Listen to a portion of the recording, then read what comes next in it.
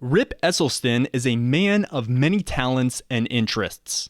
He's been known as a professional triathlete, firefighter, best-selling author, entrepreneur, whole food plant-based advocate, world record-holding swimmer, loving husband and father, and many other things. In this episode, we talked about the future of veganism, the optimal diet for health, his entrepreneurial journey in starting one of the fastest growing food companies in the world, advice that he would give to his younger self, and much more. I loved talking with Rip about veganism, fitness, and entrepreneurship, and I hope you enjoy listening. Here's my conversation with Rip Esselstyn.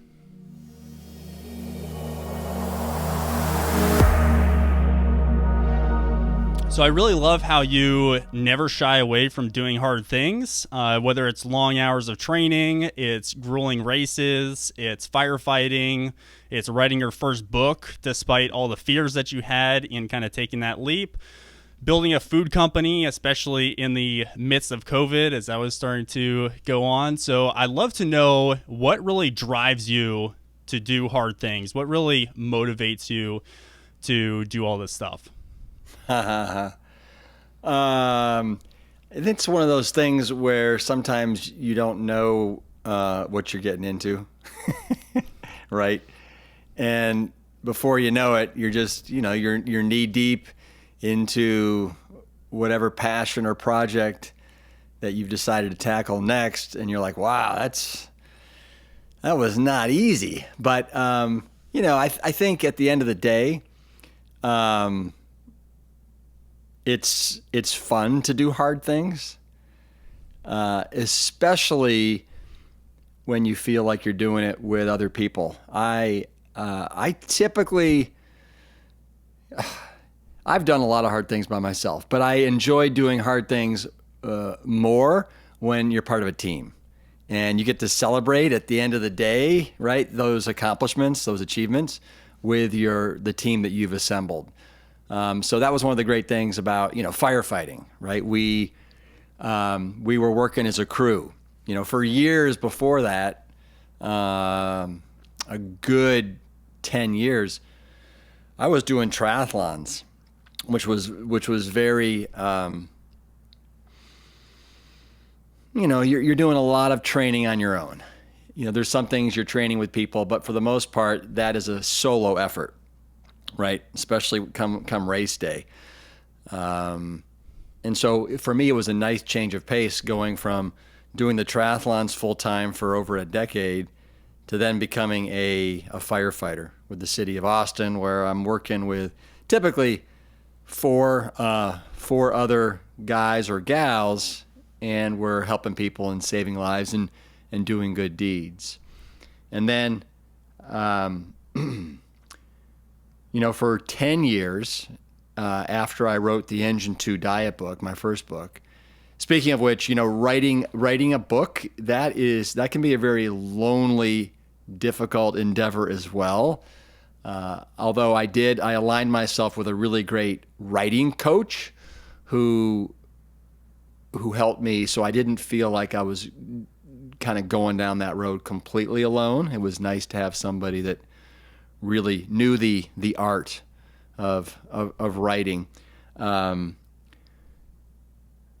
after I wrote the Engine 2 diet book, I got an offer from Whole Food Market stores, specifically John Mackey, the CEO, to come on board as a healthy eating ambassador.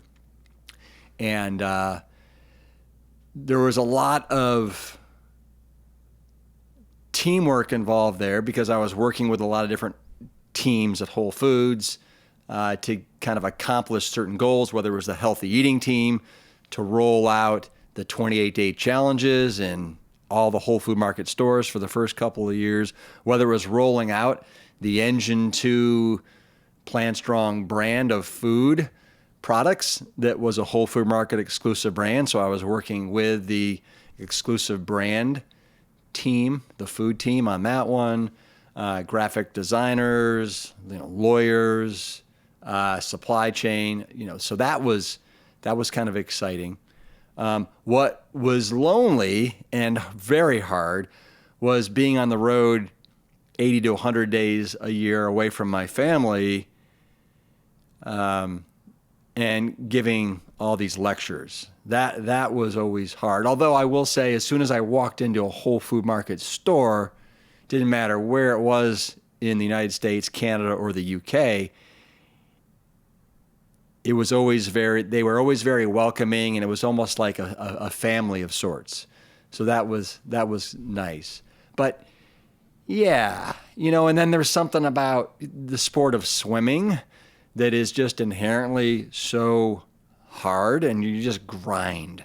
You just grind day in and day out, going up and down that pool, doing your best to try and figure out ways to improve, that I think it's somehow in a sadistic kind of way. It's kind of in just part of the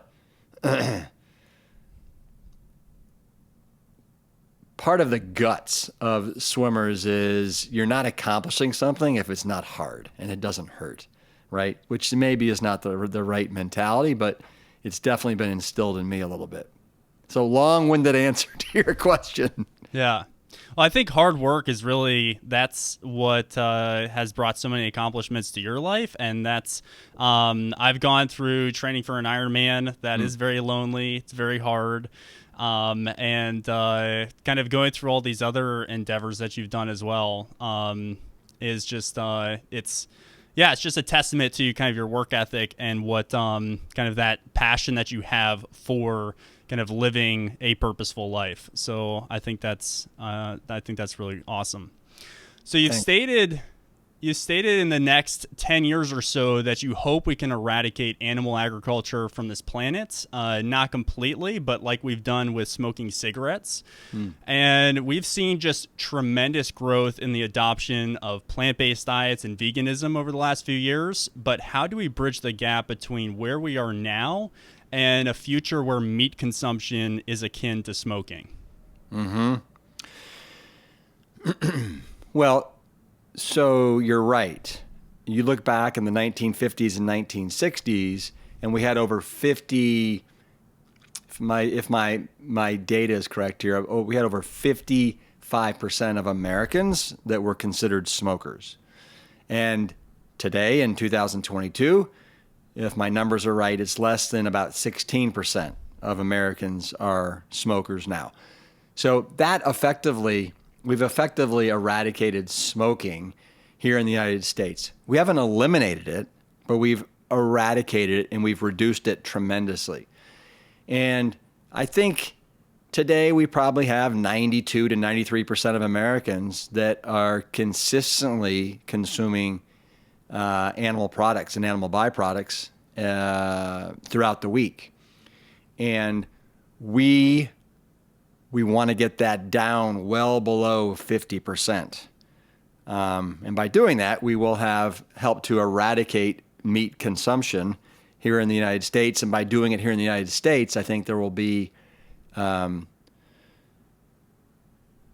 pretty good reaction that follows our lead in a lot of other Western countries throughout the world, and affluent countries throughout the world that are currently, eating meat. And I think what's going to happen here is more and more people are going to realize and get educated as to why eating animal products is not good for us as human beings, why it's not good for the planet that is desperately crying out for help right now. We're in a world of hurt right now. And again, it's, I just had a guy on my podcast last week, Salesh Rao, and he has recently written a paper that actually states that 87% of global greenhouse gas emissions are caused by animal agriculture, right? They're close to 80 billion animals that we throughout the world now raise and then kill for our insatiable consumption of animal protein. So that is more than alarming. That is ridiculous. And so we need this information to get out to people in a meaningful way so that they realize that the most powerful thing that they can do every day as an environmentalist is to not eat meat and not buy into that whole industry that it's a murdering machine. It's killing the planet, and it's prematurely killing us. So I think we're in a relatively good point in humanity with the internet, with the fire alarms that are going off right now, and for people to get the message. And of course, you're going to have your naysayers, and you have people that don't want to give up their meat. They'd rather have a inhospitable planet than give up their meat. But I think those people are few and far between. So, and frankly, Leif, I think that we don't have a choice. So I think this will happen in the next 10 years. It's just a matter of how it happens, the mandates that are put out there, the fact that cellular, what's going on right now with cellular meats and that whole technology, it is moving so fast and so furiously that I think in the next 5 to 10 years, there's going to be no reason for us to have to grow animals the way we currently do. We'll be able to do it in a laboratory, which will not have, 1/100th the environmental impact that the current industry does. So I think we'll get there. I don't know exactly what it's going to look like, but I think we'll get there. It's going to be interesting to see what path people choose between taking a more plant-based approach, as there are new products such as the ones that you're introducing. If people take that path, or if they start taking the lab-grown meat path, and it will be interesting to see all that play out. And I'm also curious to see what people's perceptions are of lab-grown meats. And I think ideally, yeah. Well, frankly, I don't really care at this point. To me, it's like we've got to move away from animal products and animal byproducts as fast as humanly possible.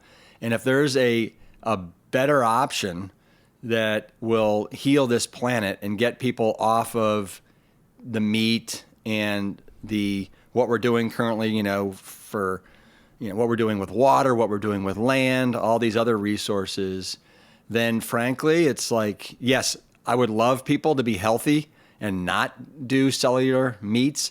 But if this is what it's going to take, then bring it on, because, I want my kids and their kids to have a planet that they can live on and live in. Yeah, I totally agree. It's a step in the right direction. Even if it's not the ideal scenario in our minds, it is definitely a positive step forward. Mm-hmm. So we all know you're all about living a plant-strong life. So what are strong foods, and why do they really matter? Yeah. So, well, the strong foods are the foods that I want people to gravitate towards for optimal health, and also to help heal the planet. And those just happen to be fruits, vegetables, whole grains, beans, and then limited amounts of nuts and seeds. And all these whole plant-based foods that I just named, they are the true superheroes. These are the foods that are going to kind of rock your health to the next level. If you have any kind of chronic Western disease, these are going to really help you to halt, and in many cases reverse, a lot of these disease processes. You look at what is swarming and swirling around in these foods, from clean, unprocessed carbohydrates that fuel our close to 10 trillion cells in our body. You've got wonderful, healthy fats, for the most part, the polyunsaturated fatty acids, the essential fatty acids that our bodies need because we can't manufacture them on our own. So you've got clean burning, unprocessed carbohydrates that are in there. You've got healthy, essential fatty acids that we really need to get, and they are very prolific in whole plant-based foods. We've also got, the whole protein thing that's going on here, and most people don't realize that all protein originates in plants. And so by eating that orange, that apple, the steel-cut oats, the kale, the broccoli, the honeydew melon, we're getting the carbs, we're getting some fats, but we're also getting wonderful Goldilocks amounts of protein, preferential amount, or I should say a preferential type of protein that's not going to wreak havoc on your bodies like animal protein does. And we can talk about that in a sec. And then, so in addition to those three macronutrients, carbs, protein, and fats, we're also getting a spectacular amount of fiber that 95% of Americans are deficient in because they're not eating whole plant-based foods. We're getting all kinds of water that, we're 67% water.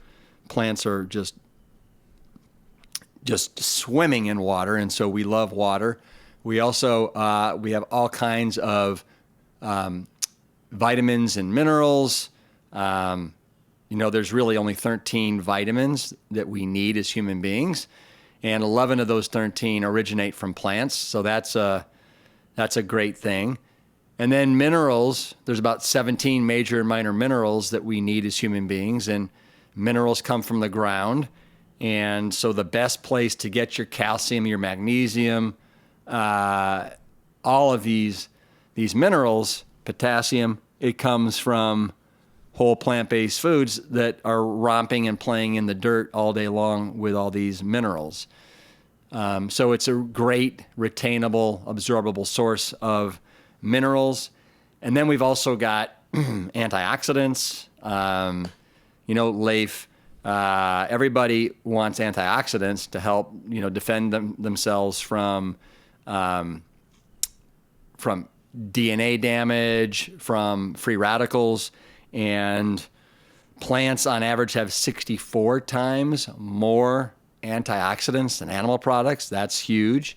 And then, of course, we've got phytonutrients, plant nutrients, that help, again, fight off oxidative damage, defend against cell-damaging free radicals. And there's over 20,000 known different phytonutrients that are present in plant-based foods. So, between your macronutrients and your micronutrients, you want to eat plants for the win. So that's what I would call a strong set of foods right there. Yeah, I concur. So let's talk a little bit about sodium. Most people who are plant-based for health, especially, understand the benefits of avoiding oil and added sugar, but sodium is often overlooked. So can you tell us what a 1-to-1 sodium ratio is and why that matters? Yeah, so according to the Institute of Medicine, which is a very reputable medical organization, as human beings, we want to try and keep our milligrams of sodium per day below 1,500 milligrams. Now, the sad reality is that most Americans are getting somewhere in the neighborhood of 3,500 to 5,000 milligrams a day. So it's almost 3 to 5x the amount that we should be. And this does a real number on our vessels. It contributes to hypertension. It contributes to stroke, heart disease. We really have to figure out where all that excessive sodium is coming from, and we have to cut it out. And what we discover when we look at why is it that most Americans are consuming 3 to 5x that we should? It's because 80% of sodium is coming from processed and refined foods that come in a package, box, or a can, or when you eat out at a restaurant, right? All bets are off when you eat at a restaurant because they're just laden with sodium. I went into, I think it was TGIF Fridays, and your average entree, this is, one meal, was right about 4,000 milligrams. And there were some that were over 8,000. So that's a real issue, Leif. And so what we got to do is we got to learn to read labels, as I talk about in 2 of my different books. And I got this little tidbit of information from a brilliant nutritionist named Jeff Novick. And what we want to do is if we're reaching for a packaged box or a canned processed refined food, we want to make sure that the number of milligrams of sodium is at a 1-to-1 ratio with the number of calories per serving. So, give you an example. Let's say we pick up a can of Amy's split pea soup, and there's 200 calories per serving. There's 2 servings in one of those little cans. So we want to immediately go down to the milligrams of sodium, and we want the milligrams of sodium ideally to be 200 or less. Now, what you're going to find is that most of these products have a sodium that is 400 to 800 milligrams of sodium. So it's almost, in many cases, 2 to 6 times the number that it should be. And that's a real problem. And it's not just soups, it's also, it is pasta sauces, it is broths, it's breads. I think that the number one source of sodium in the American culture comes from bread that is notoriously pumped high. I mean, yes, wow is right. And just to give you a little example, it's hard for us to taste the sodium in bread because it's baked in there. And to give you a little quiz, what do you think has more sodium? A 1-ounce serving of Lay's potato chips or 1 slice of bread? I would have said the potato chips, but Yep. So the answer is the bread typically has 2 times the amount that potato chips does. And that's because in the potato chips, the salt is right on the outside of the potato chip, and it hits our tongue, and we know that is super salty. In the bread, it's baked in there along with everything else, and it's not as distinguishable. So this is why we recommend that you don't cook with salt, and instead, it's okay to use the salt shaker, but just use a little bit when your dinner is basically served, and then a little bit of topical salt goes a long way. So between doing a little bit of topical salt, not cooking with salt, and then also learning how to read labels, and as a guideline, this isn't a hard and fast rule, but it's a guideline. Keep the milligrams of sodium as close to the number of calories as you can. And of course, it depends. Like, if all you're having to eat that's out of a packaged box or can for the day is, let's say it's this soup, and everything else is, watermelon and rice and oranges and apples and a big old kale butter bean salad, then you're going to be okay if that can gives you 600 milligrams of sodium. But just know that just by eating whole plant-based foods throughout the day, you're going to get about 500 to 600 milligrams of sodium that's naturally occurring in the food. Yeah. Wow. So I know that you're highly active. You've been an athlete all your life, and you live in Texas. So do you still hold yourself to that 1-to-1 ratio, or does that increase as you're training and your sweat rate increases and stuff like that?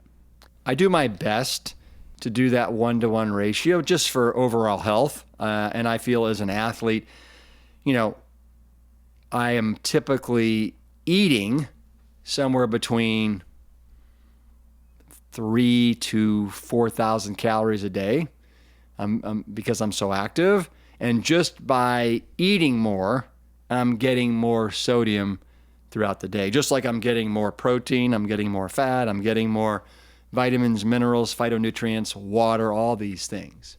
I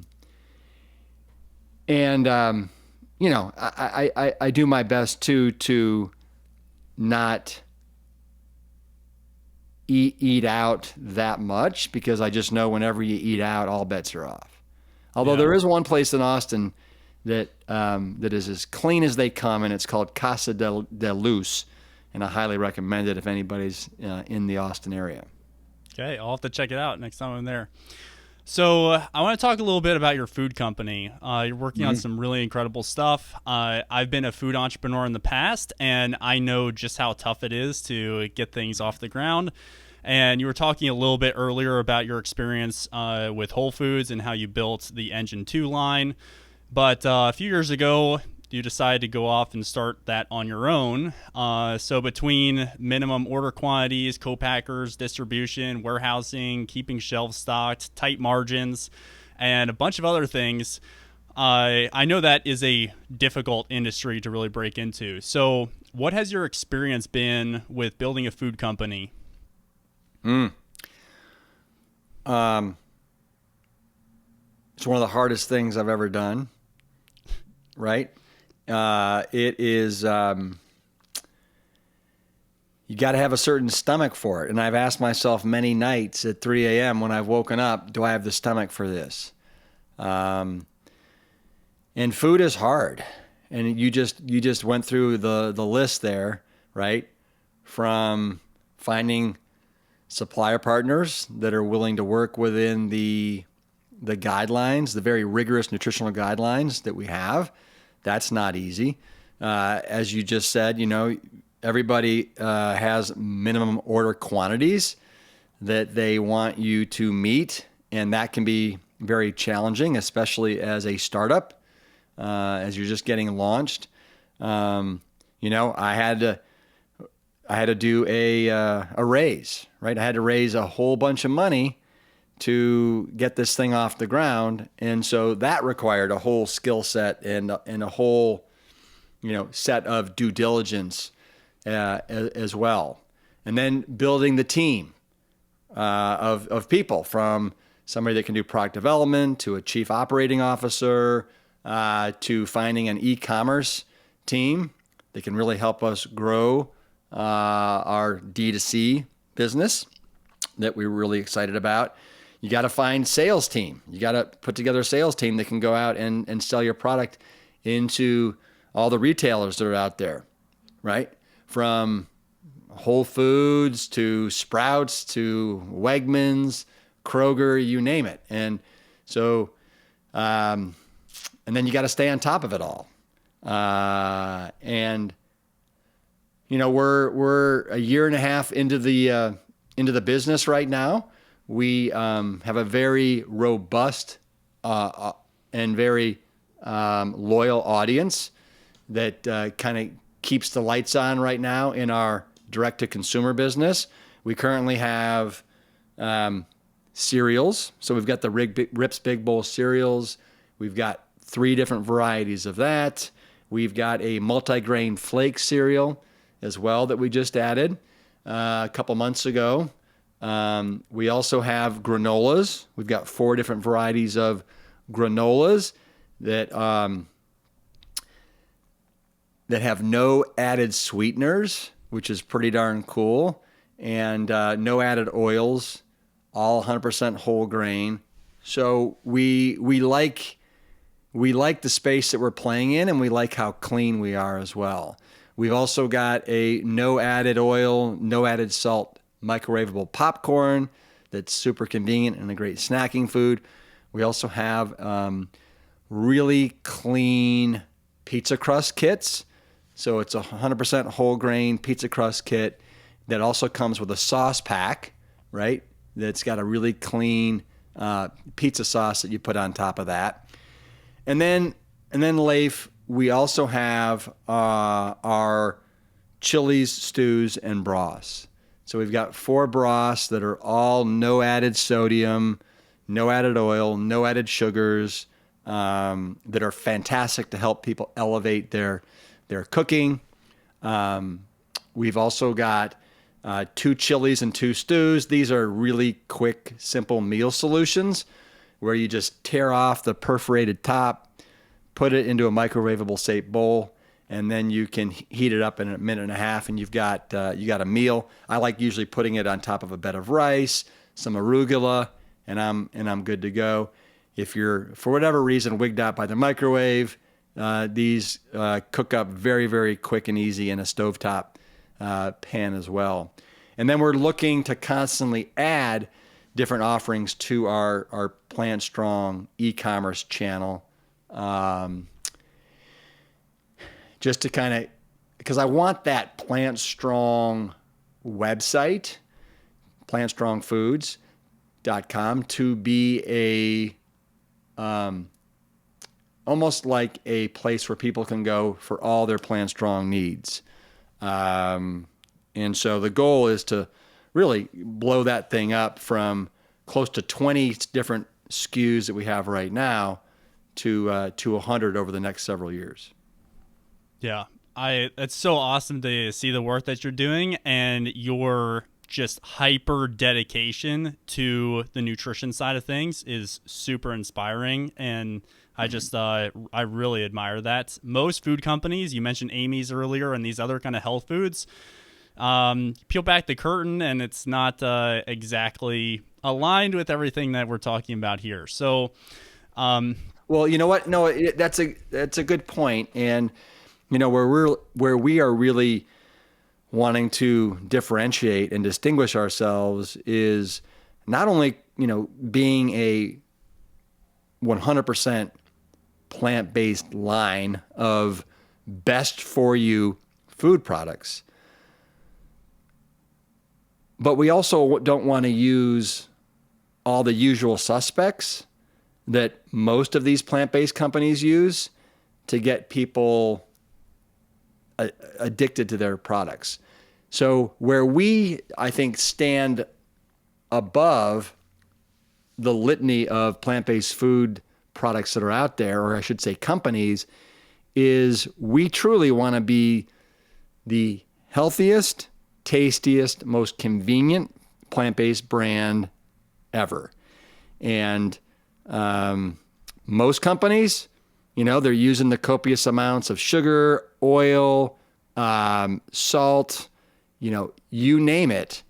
And we're not going to go there. And so we're kind of appealing to the more sophisticated plant-based consumer that is looking for a best for you brand. Yeah, I love that.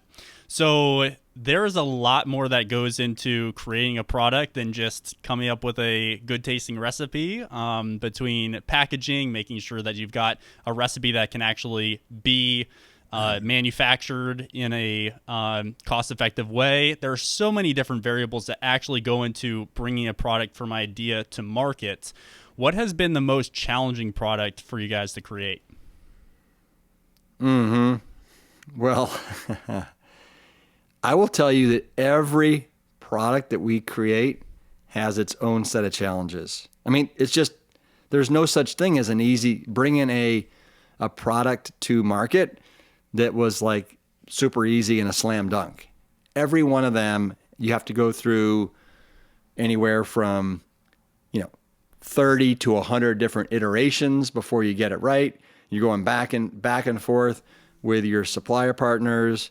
Then once you're done, all of a sudden you realize that there's an issue that you have, and it can be a myriad of things. But like with our pizza crust kits, because we are absolutely so clean, we were getting some molding issues going on. And we're like, what in the world's going on here? Why are we having molding issues?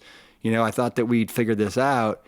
And what we figured the issue is so these pizza crust kits, they're made and they're placed into this, it's this mapping technology, modified atmospheric packaging, pressurized packaging, and it should last for 4 months, right? Because they do a nitrogen flush to get the oxygen out. But what we found out is that if the supply chain, in the course of the supply chain, there's an over 30-degree swing in temperature, you're more likely for condensation and then molding. And so it just so happened that we had a couple of truckloads that were going in a refrigerated truck, not our fault. And so we were getting this rash of molding that was going on. And so we eventually got to the bottom of it when we figured it out. But, not before we had to give gift cards to a whole bunch of customers that were getting some of this molding. But, that's just one of many issues that goes on with food. And, oh God, I'm trying to think of, over the course of my career with Whole Foods and this, again, there's no such thing as a flawless launch. It just doesn't happen. There's always something that goes on. Yeah. Yeah, that's so true. That's been my experience too. So you aim to make Plant Strong a lighthouse for leading the plant-based food space. I love how you kind of have that vision for your brand. You mentioned a little bit about your growth plans in getting to 100 different SKUs over the next couple of years. But could you talk a little bit more about your growth goals with Plant Strong Foods and where you see yourself in the next 5 years? Yeah. So our goal is to grow as authentically as we possibly can. And then the hope is that, the other things will take care of itself. Right now we are in about, we're in a little over 1,000 different stores right now. When I say stores, I mean doors. And in a couple months, we should be in close to 2,500 different doors. And so, the hope is we continue to grow at retail in a way that is sustainable. What I've learned is that a lot of companies, they are never profitable. And all they're worried about is just getting into as many stores and doors as they can and just trying to increase that top line revenue so that they can then sell the company. And, we have a little bit of a different growth trajectory. We want to do this in a responsible way, an authentic way, in as profitable a way as we can. And so at retail, we're not going to, dam the torpedoes and try and get into as many stores as we can. We're going to do it in a responsible way. And so we'll see where we are in 4 to 5 years. And then when it comes to the D2C business, right, the e-com business, that is a space that we're super excited about. As you mentioned there, the margins are a little bit better. We love that we know who our customers are, and we can reach out to them. We can solicit them for, what product would you like to see? What improvements would you like? It's a great relationship that we have on the D2C side of the business. So, I would love to see that business just continue to flourish as we introduce more products, as more and more people are gravitating towards a healthier, plant-based, best for you options. And so in 5 years, if we do what we are supposed to do, we'll be in a great place. Yeah, I love all that. Yeah, profitability is so crucial, and that is pretty elusive in the food industry, as you mentioned. So, yeah, I think those are awesome plans. What grocery store chains are you currently in? So we're currently in Whole Foods throughout the country. We are in Metropolitan, that's kind of in the Northwest Seattle area. We are going to be in a couple months in 6 banners of Kroger foods. So Fred Meyer's and I don't have the list right here, but five others. If you go to our website, plantstrong.com, you can see all the different banners. We just got a pretty promising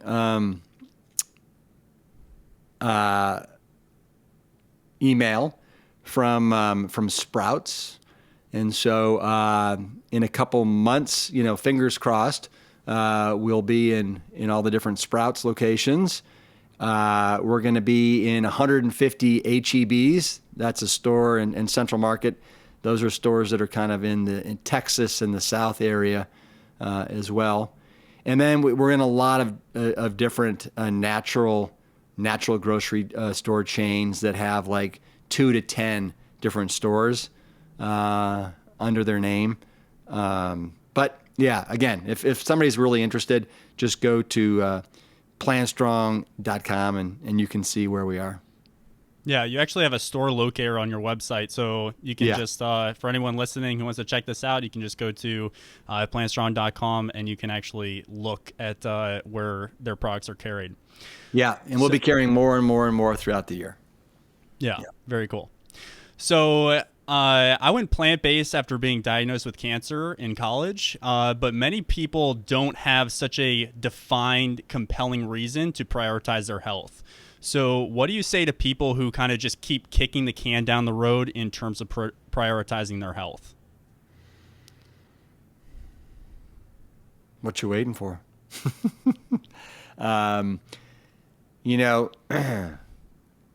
Don't think you're bulletproof, because nobody out there is bulletproof. And you look at the numbers, you look at the stats, and it actually proves out that most of us, when you're eating the standard American diet, we don't come away unscathed.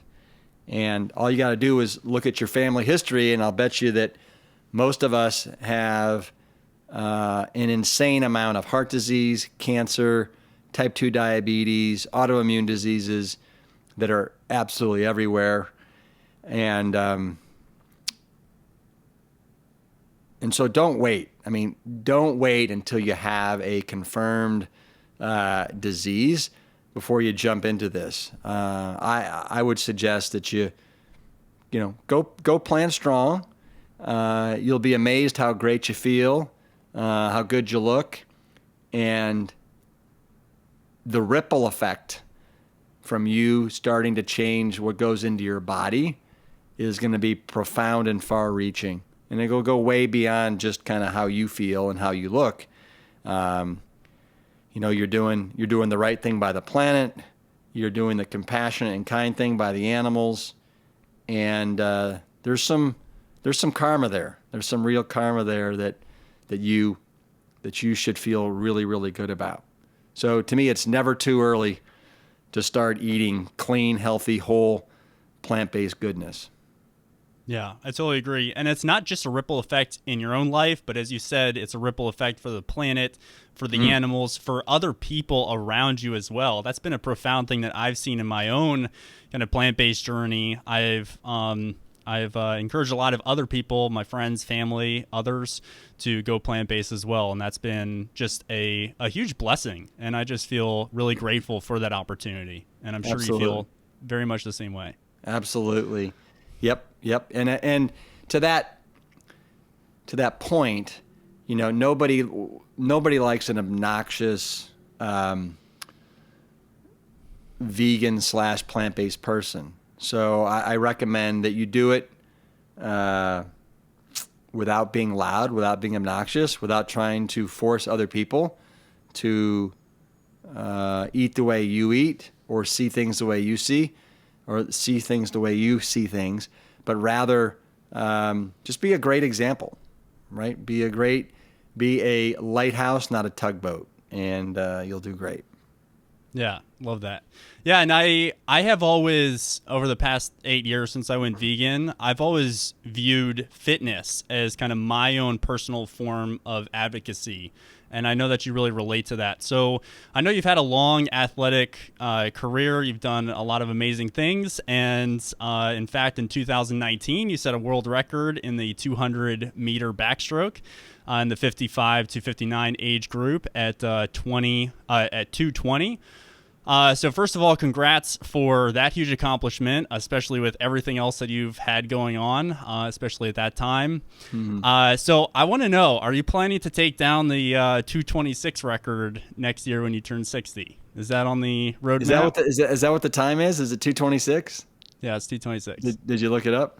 2:26 point what? Do you know? I don't know, actually. Okay, that's no. Okay.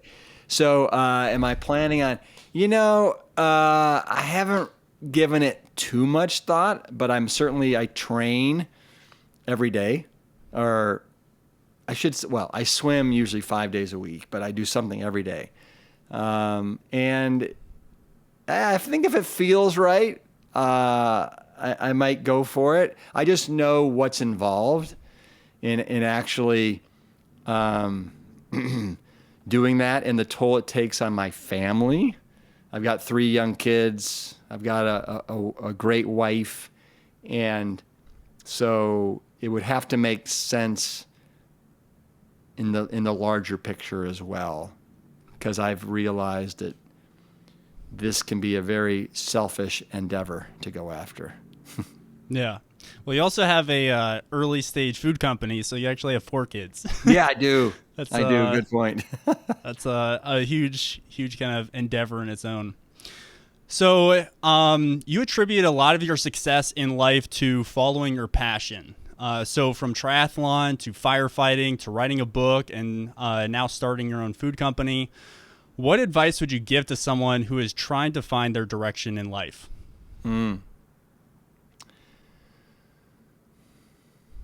Well, I would tell you, do your best to listen to your voice and not the voices of your parents, of your friends, because so many people will tell you so many different things, and ultimately the person that you got to answer to is yourself. And I can tell you, when I graduated from the University of Texas at Austin, and I was trying to figure out what my next move was, and I decided that I was going to try my hand at being a professional triathlete because I liked the black and whiteness of it. I liked that, you could go out there and you train hard, and if you can put it all together on that day, you cross the finish line first and you win prize money. And so there was something about that I liked and I was called to. And I had a lot of people tell me that I was crazy. You know what? You just graduated from college, get a real job and start a real life. And I've done my best to never start a real life, right? I mean, between doing the triathlons for 10 years, then becoming a firefighter. And firefighters are really a bunch of guys and gals that never want to grow up, right? And so my first real job, so to speak, was when I decided to become a healthy eating partner with Whole Food Market stores. And that was at the age of 45.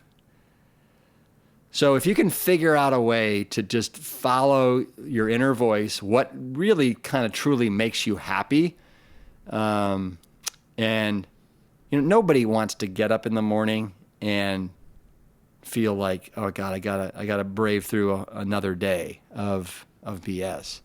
That does not feel good. But what feels good is you're excited to wake up in the morning. You are so excited with the work that you're doing that you forget to eat lunch. That's always a good sign. In fact, I haven't had lunch today because I've just been so slammed doing things. So what that is for each person, only you know.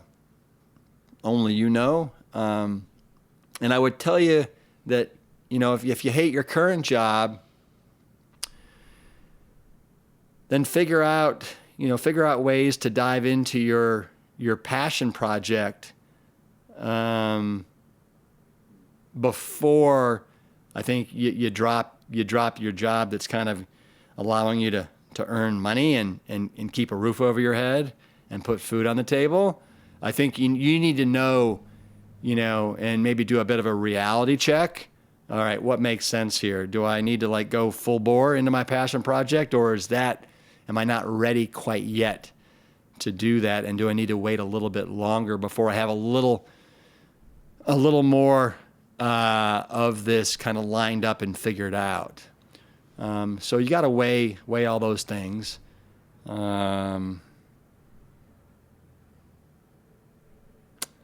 Yeah, it's a tough call. It's such a personal call. But I would rather be incredibly happy and broke than filthy rich and miserable. Yeah, for sure. Yeah, I love that. And I think what your story really demonstrates is that you have just continually sought your passion, and that changed over time, and that's okay. And kind of discovering what you truly care about and allowing that to be kind of a lifelong pursuit, and not say, oh, when I graduate college, I need to know what I'm doing for the next 40 years. Just being able to have the comfort in knowing that you are forging your own path and you're continuing to find what really inspires you. So I think that's a really important message. Very, very well said, for sure. Yeah. Yeah. And also, I started my career as an engineer, and I had no intention of going into this kind of line of work.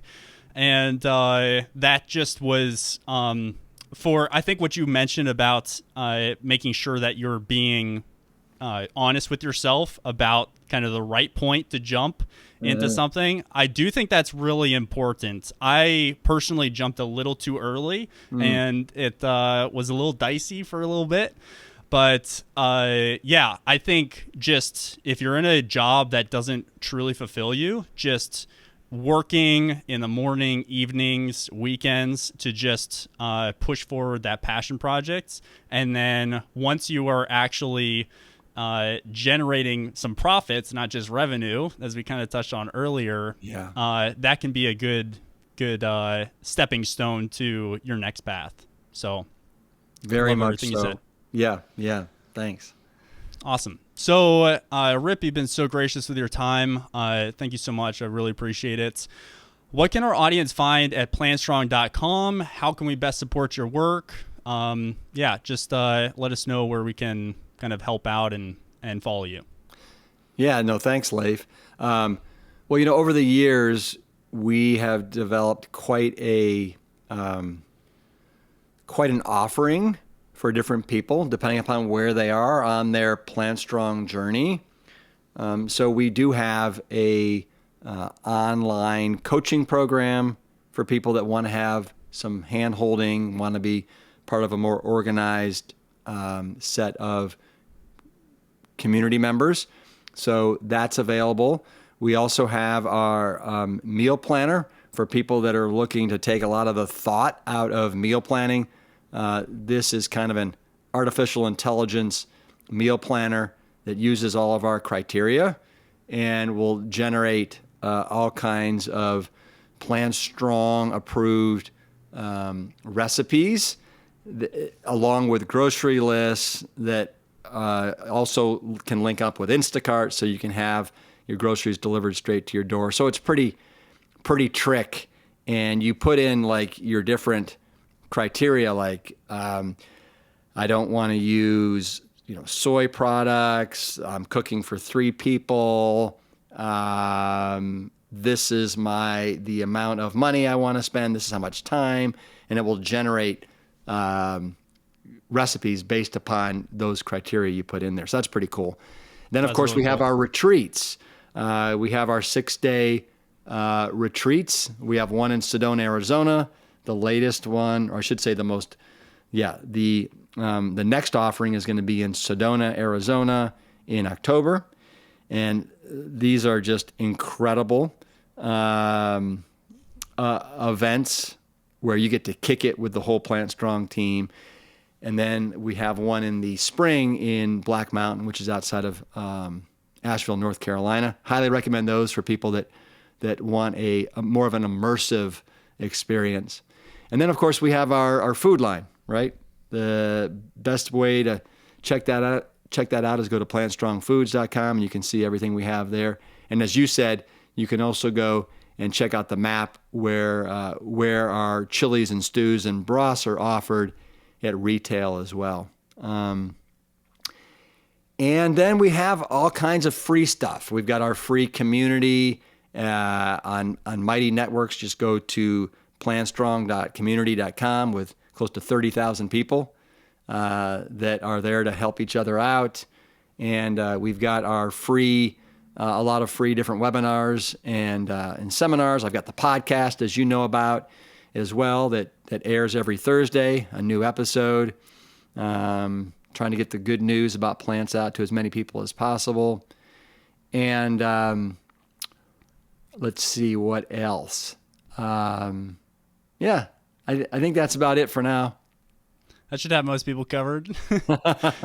Yeah, that's awesome. So just to clarify, the best way for people to, I guess, just supporting your Plant Strong food line, whether they're getting it in the grocery store or online, but it is more helpful to you for people to buy products online, for people to subscribe to your Plant Strong food products and stuff. Is that the best way for people to support you in that way? You know what? Any way is great if you want to, if you want to experience this. Obviously, there's a certain convenience in getting it shipped straight to your door, but I understand for some people, they might want to go into the store and actually see and look at the product, and that makes sense. But yeah. And then also, I also got an Instagram channel, right, at Rip Esselstyn on Instagram. If people are looking for some cool messaging throughout the week. Yeah, awesome. Well, Rip, I just really appreciate everything you've done to inspire me and millions of other people along their plant-based journeys. The work that you're doing and your family is doing is just incredible, and I really appreciate you taking the time out of your day to hop on here. I know you've got a lot of stuff to do, so be sure to go eat lunch, and thank you so much for your time. My pleasure, Leif. All the best to you and all the great work you're doing. Thank you.